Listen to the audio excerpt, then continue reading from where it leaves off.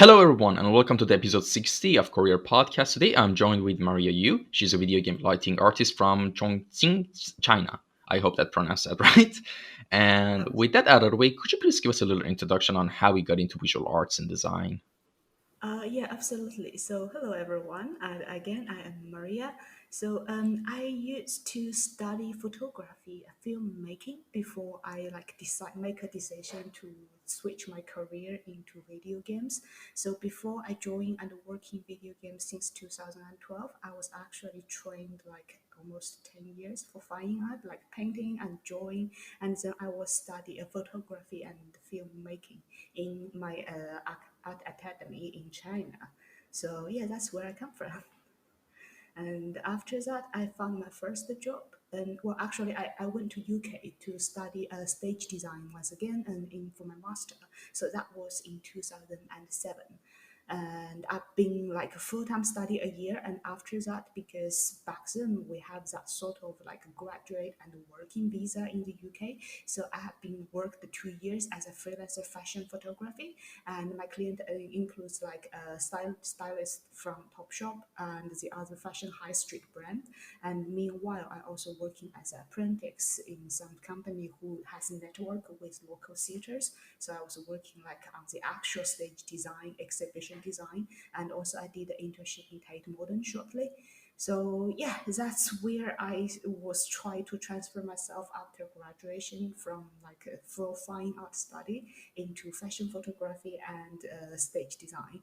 But very soon I realized it will be quite difficult if you're an international student and trying to work full time as any like photography or even filmmaking or stage, because usually they're running by terms and all of the gigs they're contract based. And since then, I was quite down back then, but I was trying to thinking like anything I could to use my knowledge, so what I've got in the past 20 years for like art training. And then I realized video games could be a way because I played the game called Mirror's Edge. I believe that was Mirror's Edge 1 back then. And I realized when I read the credit, there is a job position called lighting artist. So I was like, hang on, I know lighting, but I just need to know how to work lighting in video game. So almost sponsored myself, joined like a postgraduate course once again. Yeah, I back to school after like a year while I was working freelance. So I learned Maya. I started learning, I believe it's UDK back then. That's like Unreal Engine 4 version, but before the Unreal Engine 4 is actually published. So I start training myself some 3D software and start build up my portfolio. I trust the button. I was using Unity and UDK at the both time. And then I did a very short internship in a Chinese outsource game company. So they're making props and sometimes they're making level art for video games. And after 9 months internship, I landed my first full-time video game job in Ubisoft Shanghai. And since then, I worked on two Far Cry franchise. And after 3 years in Ubisoft, I kind of feel because as a lighting artist, you have to work in always in triple A, let's say that way. So there are very limited situation like a choice in China. That's why I made my decision. I'm gonna try to apply job abroad. And after a really challenging lighting test, I passed in Crytek, Germany. I got my second job, and that's where I come back to Europe again and start working as a video game writer. So after worked at Crytek for almost a year, we've been worked at a VR project. I believe it's Robinson Journey and then the Clamp. Then I come back to UK again. Definitely not because I miss the weather, but I just feel culture-wise it's easier for me to work in a full English-speaking country. So I moved back to UK in 2017, I believe, and swapped the two studios. One I started with the studio who create Star Citizen. It's one of the largest crowdfunding game project online. And after that, I've been joined Splash Damage. Back then, they were under development for Gears 5, partner with Collision. And the biggest reason makes me make this career change is because I really want to work under some project and with Unreal. So that's more like a personal preference. So far, I have been work at Splash Damage for almost 3 years. and it's very friendly, open, like developer mind. And we are under a character like unannounced project for now. It's very challenging. We're using Unreal Engine 4. So yeah, that's what happened in my past 80 years profession as a video game lighting artist. Awesome. And were you originally studying art and design, or you were pursuing another career path initially when you were younger, or going to college or high school? So, how's the journey like? Yeah, well, it's actually deviated quite a lot because in the beginning, I want to be a tailor. I want to learn something like costume design. I think it's like purely girl thing. But when I joined the Fine Art Academy for my bachelor's, and I've been accidentally says, okay, there is always a limitation of the potential students. But unfortunately, I didn't get picked in the first attempt by the art institute I want to join it for the fashion design profession because the students is like it's already full and I've been joined into a waiting list. So back then I have two choice. Either I wait 1 year more to join their course. I don't know why they designed like so, but or I have to like see compromise. I could join another subject, but I can enroll the exact art institute where I want. So I choose the plan B because the profession I'm going to get swapped from fashion design is photography and filmmaking. My dad is a hobbyist photographer and I've been learned how to operate like a little camera since I was 7. So I kind of feel that's not bad. But back then I have no idea how's the career choice because we have very certain pressure about entering university just because the base of the student number is such a huge population in China. So getting enrolled or like you attend the exam and get successfully enlisted to an ideal university is already considered lucky. So plus I don't really want to waste a full year like to say okay because back then gap year is actually not a thing in my culture. So we will be like I don't know probably the parents will be shamed like, if you're not enrolled in university in town. So yeah, it's like a mixture. But when I studied training fine art, obviously I was following a really good mentor in China. So he is like he's not famous at all, but he has been running like a very private mentorship for students from high school and middle school for painting. So before I enlisted to the arts institute, I actually trained by this gentleman for almost 3 years, I believe. That's where I started. So definitely trained in fine art, and then I've been learned like photography for 4 years. But interesting for like my fine art institute back in China is regardless which subject you're gonna be learning, and in the first year is always fine art fundamental. So everybody has been forced to pass that super intense training. We draw 8 hours every day in the first year. It's not fun, but I actually be quite thankful these days because it gives me like a really good idea how to like address or establish all of the visual language. And back these days when I talk to my art director, I kind of feel we speak the same language. I understand what they want or how they describe the format. So yeah, definitely the fundamental training contributes a lot. Yeah, it's actually the same in Mm-hmm. my culture as well. That I think it's mostly. Um, I don't want to say it as a stereotype, but I think it's an Asian thing, kind of. Like it doesn't even matter East Asia or West Asia.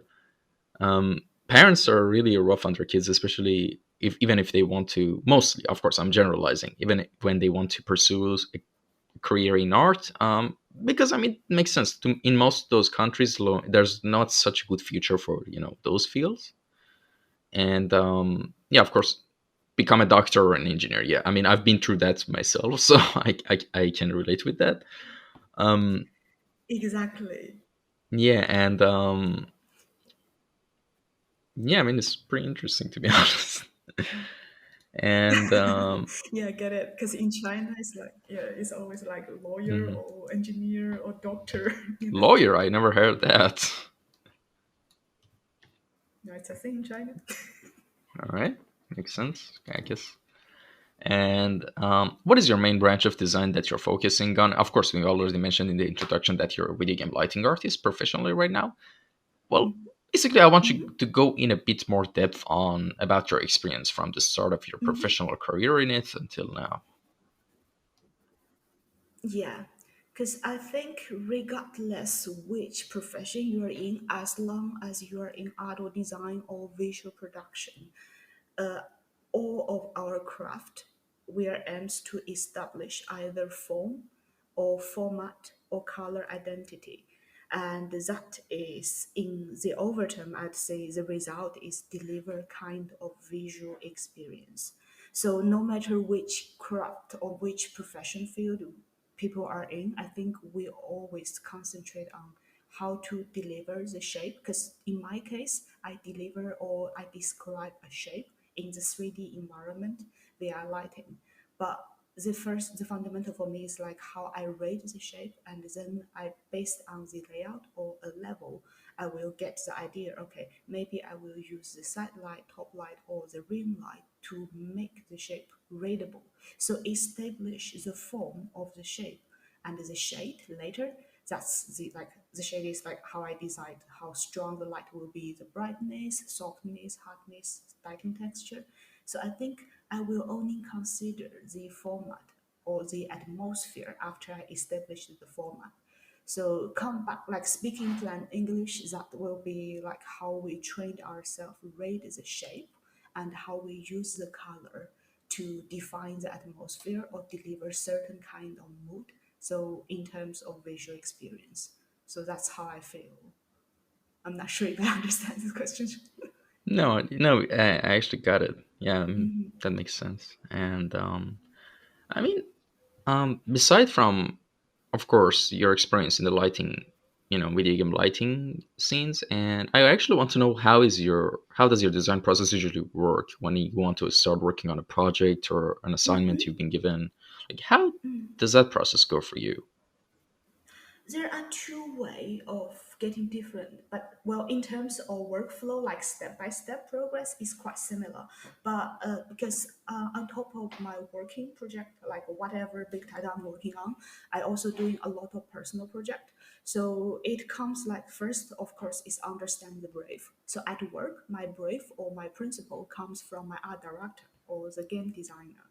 So usually in the work case, I will talk to two important team member in the dev team. One is the director, so visually, because he might give me like, okay, I want to address the mood. It could be scary, it could be positive, or it could be just epic, amazing. I want whoever enter this environment get really, really impressed. And then they will feel interested about the game and they want to play. So that's part one. Then I will understand the mood. And then the second part will be when I talk to my level designer. Usually I will ask, hey, you got a mission for the player. So is it an escort mission or is it like an escape mission? Because we have totally different way to design the light, either for guidance or trick the player. So that's more on the practical purpose. So I gather two of those key information and then I start collect lots of reference pictures. So usually I always work with reference before I even start working in my game level. I spend like a day or two, depends on my time allowance, but usually I will ask for like at least 3 days to clean up my mind and get some reference online. And one thing I will purposely avoid when I draft my idea is look at other video games, because I always give this example to my students when I'm teaching writing. So it's like you're making juice. So you don't want get something from the concentrate juice and you want something fresh. So usually I get like either painting or sometimes we'll be lucky like I got some initial sketch from my concept artist in the team, and based on that I find like see, for example, we are working on a forest level and I want like a raining forest makes cold because that will deliver the mood of scary or uncertain or anxious. So I will look at some certain movie and some certain photography, or sometimes could be a certain location. It's just like Death Strand, the address everything from Iceland. So it's a same similar consideration. So usually I do my mood board, and after that, because it's the same mood board draft progress when I was doing my personal project. But the fun part of doing personal project is I will be my own art director and I'll do whatever I like. So usually that will be purely on my own experience or some style I really, really like, and I don't have an opportunity to do that style in my work project. So it's considered like a self cheering up. So after the pre-production process is done, which I have my mood board now, I will do a more deep diving about the color and the texture, because what I work like is like it's an overall result based on the object you're saying, the environment, the lighting. So we always talk about the final result, but when I'm working on it, I have to like read them carefully, and my brain will deconstruct everything. So say we have like a really beautiful sunset, get those purple fog, then I will know my sunlight should be warm red and my sky will be like bluish. So that's how I get the purple result in the fog. So I do more like a pure tech readability on my stage two. And after that, I will roughly have an idea how to execute certain effect in the software. Then I start work. So yeah, and another difference between the final result is if it's personal project, you go as far as you want. And but if it's work, maybe back then after I done my initial setup, there are gonna be lots of meetings, talk to the directors, see if they're happy. So yeah, we start from there. All right, and actually now I want to talk about some of your general stuff about your work and experiences. And all right, let's just start with this one. I saw on your resume that you worked on one of the Far Cry 4's DLCs and also Far Cry Primal. And Mhm. how did the opportunity came by to work on those? And what parts did you work on for those projects? Was that just video game lighting, or was there other assignments as well? Yeah, definitely is video game lighting, but sometimes we do two type of video game lighting. One is like the introduction. Say you just enter in the game, there will be sometimes it's pre-render, sometimes it's real time in the engine to show you a little brief introduction of this environment. So that happens to my first level in Far Cry Primal. So I did like a tutorial level, just say there is a flying function. You could be the spirit eagle and going through the entire map, but opportunity-wise, it's not really on my hand because back then I was work at Ubisoft Shanghai, and I believe that's part of the entire Ubisoft worldwide studio. So the game comes from the studio side, but we are just get selected as a team or a team member to work on the very game project because there are always several different game projects. But since I am the lighter, so like I mentioned before, usually it's triple A. Yeah. And do you have any particular memories from working on that project?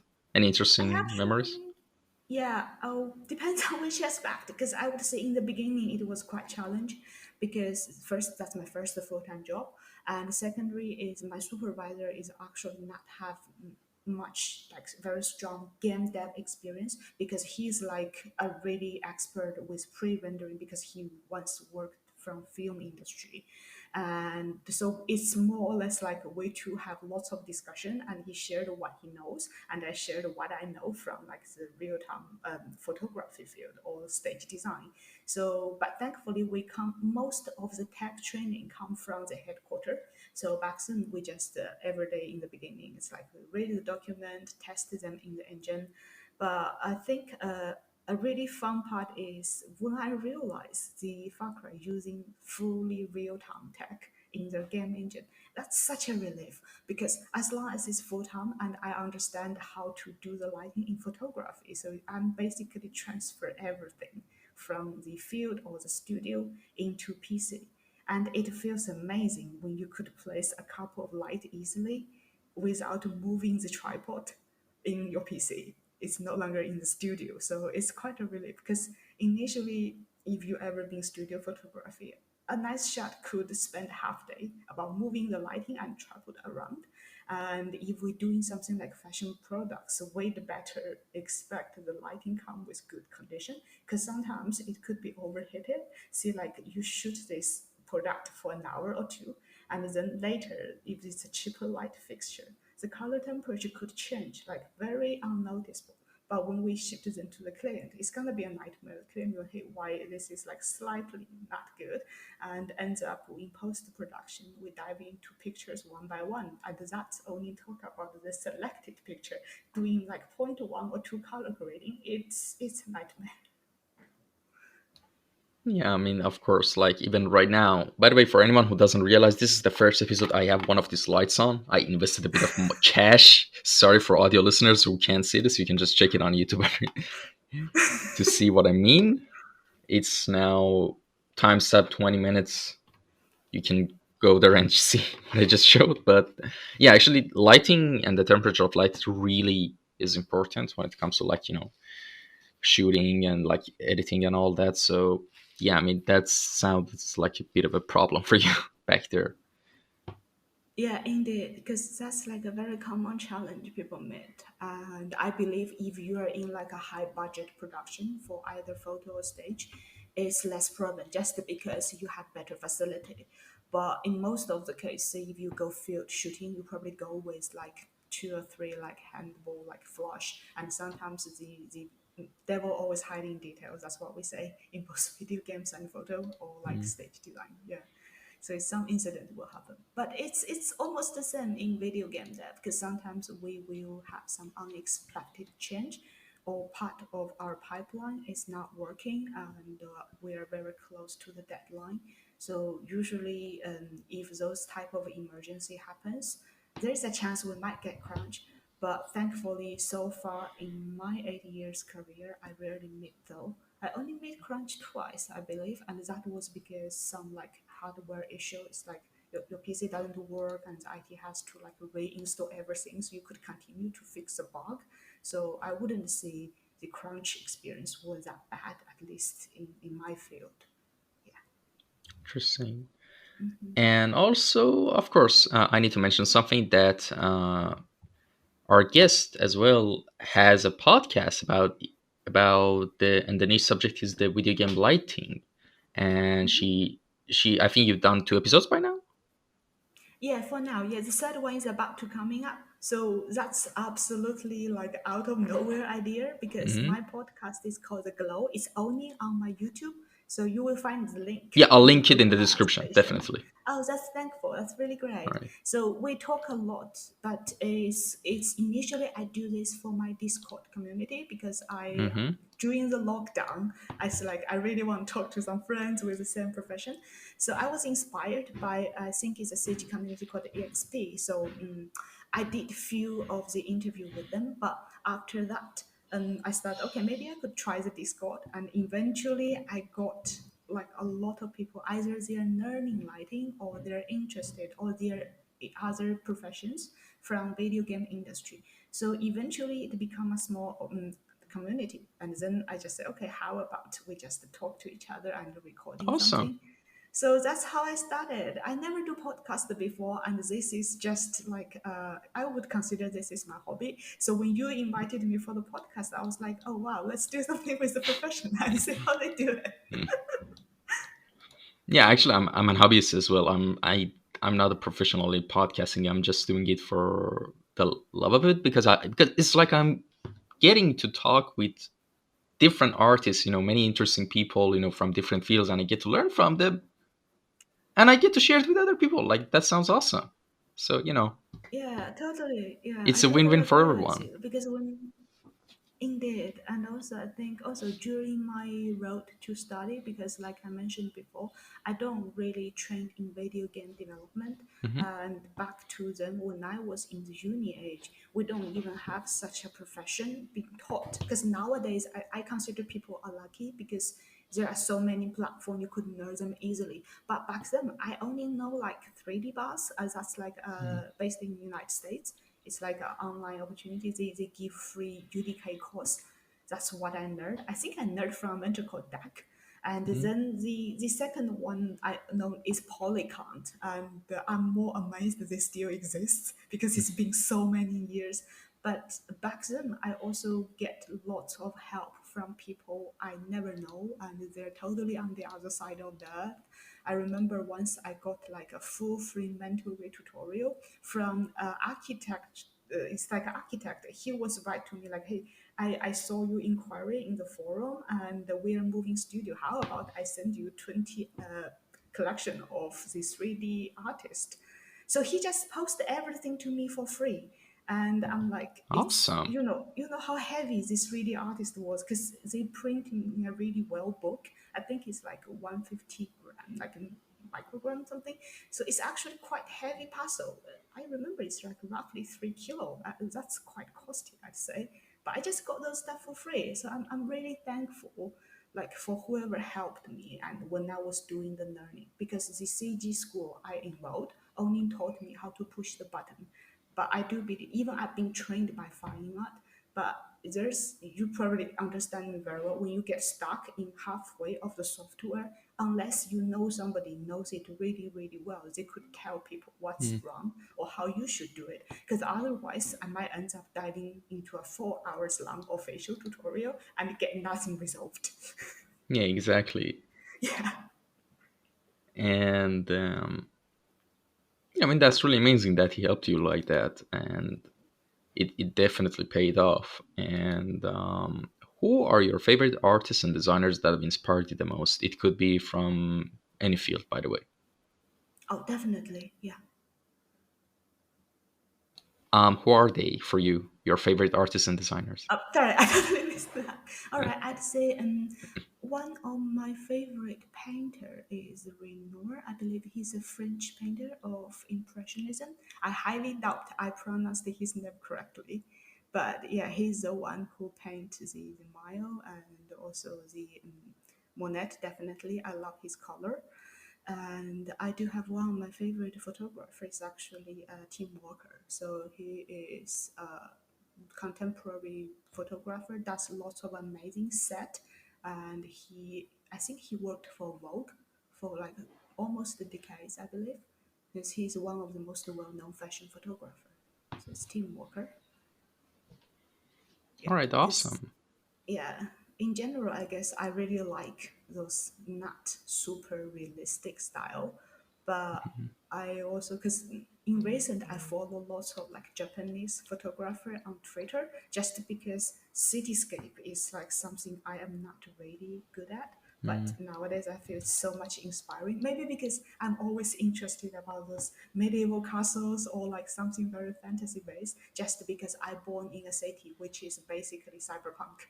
Because if you check the Instagram on my city built up on the mountain, and all you're gonna see is skyscraper. We got like a railway, could be called overground or underground, just because the city entirely is built vertical. Wow. Yeah, it's a cyberpunk city. Jesus, awesome. That sounds amazing. Yeah. And any advice and tips for a good portfolio and resume for artists? Okay, a first one I'm gonna quote from like something I learned online, and it's usually it's quality over quantity. So I do think for whoever want to break into art or design industry, make sure first learn the see if you apply the job, read the job description. Sure, that everything gonna be very very format, but do get some point like what is a key skill they're looking for, and make sure we could expanding or review the skill set you have, which gonna match the job. Because I would say when I knocked the door of Ubisoft, which I was super super nervous back then, I only have 3 pieces in my portfolio. So I did one level lighting. It's just like 24-hour time of day, and just I want to show people I can do exterior lighting. And then I have a very small room. I think it's like a lamp with a desk and a window, but I made them like sunset, like early, like sorry, late afternoon. So just want to tell people I can do interior lighting as well. And then I borrowed the animation from my colleague back then, where I do the internship. So I lighted them shortly. So that's simple purpose. I can do exterior, do interior, and also I know how the dynamic light work. So because when I read the job description, initially I thought, oh my god, I have to render in something super super beautiful and amazing, which I don't know how at all back then to get the job because everybody thought, like including myself, I thought to be a video game lighting artist, you have to come with amazing images. Well, which is partly true. It is very true, don't get me wrong. But also when people get into the industry, because for nowadays I help my studio hiring people as well. I don't really expect the candidate knows every aspect or they show me some marketing standard like a super beautiful image. But I'd rather ask the guy or the girl says, hey, do you know how to work with it? Are you familiar with this tool? If they do, that's brilliant. But if they are not, and like I will ask, what is your learning experience? Like how fast you could adopt a new tech and imply whatever you know with the new tool. Because I think the beauty of video game industry at least is there's always thousands of different ways to do the same thing. So it doesn't matter which tool they come from or which software they learn, but the result always matters. And also, I think tools just the tools, and what the true treasure will be the idea or the understanding in the artist's mind. And that's one very key point I will share with everybody, because even nowadays I do personal work, but I never really do this for any likes or getting popular on the community, because people loves it and it's amazing. It's super super cheerful. But usually if I decide to do a new personal project, either because I want to learn a new tech, like my latest one, the temple thing, I just want to learn how to use the caustic version from a customized version of Unreal. And the previous one is more like I want to do some animated cinematics. So always give yourself a purpose, because I think as long as you have the very clear goal for what you want to learn, and then in your piece you will definitely reveal that key point. And the people who looks profession to join the industry, or people who looking for job, they will shine through those points. It's never about how popular you are online or like how beautiful like the super crazy post production you did. It's actually something very practical, because working in games or any visual art, like we talked about before, it's problem solving, and it will always be like so, I think. All right. And what technologies and softwares do you mostly use for your works? Okay, nowadays I am a very heavy core based on Unreal, because it's video game and also this is the most open source. You have lots of learning tutorial online. I recently started learning Blender, going a bit slow just because after I wrapped up my first practice, there's more new version comes to Unreal. I'm like, okay, I'm gonna back to my field. But on top of that, I also use Photoshop, of course, for like for Photoshop is more for like a preview, or like I quickly give myself, see, I want to boost the contrast more, I want to see how it works. But nowadays for color grading and the video editing, I use DaVinci Resolve, because I would say for whoever really interested in being a video game lighting artist, that's one software I will highly recommend you to learn and familiar with, because you could use it to add to your own portfolio. Also, you use them for color grading, and new HDR work pipeline is very friendly in terms of the color space between Resolve and Unreal Engine. Yeah.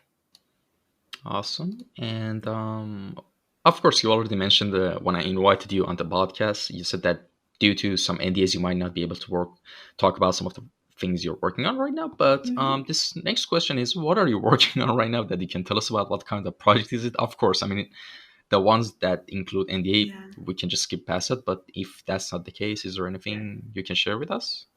Yeah, I'm afraid I really can't share anything All because right, it's that's fine. under our NDAs. Yeah, but yeah, video games is always like so. Yeah, I mean, it's totally fine. All right, let's move to the next question. All right. Yeah. What area beside the area you're working on right now would you be interested to explore and learn in the future? Like what I mean by that, imagine you had enough like Mm-hmm. resources and money and time to feel stable enough to pursue something else. What would that be? It could be any skill. It could be anything. It doesn't have to be necessarily art related. Yeah, definitely. But I think my choice will definitely be something art or visual related. So if you check my Instagram, you're gonna find my hobby account, which I make door clothes because I collect those ball joint doors. And like I mentioned, I'm always interested about tailoring. Even now, I certainly wouldn't pursue that profession, but I do enjoy making those old Victorian costume for my for my doors.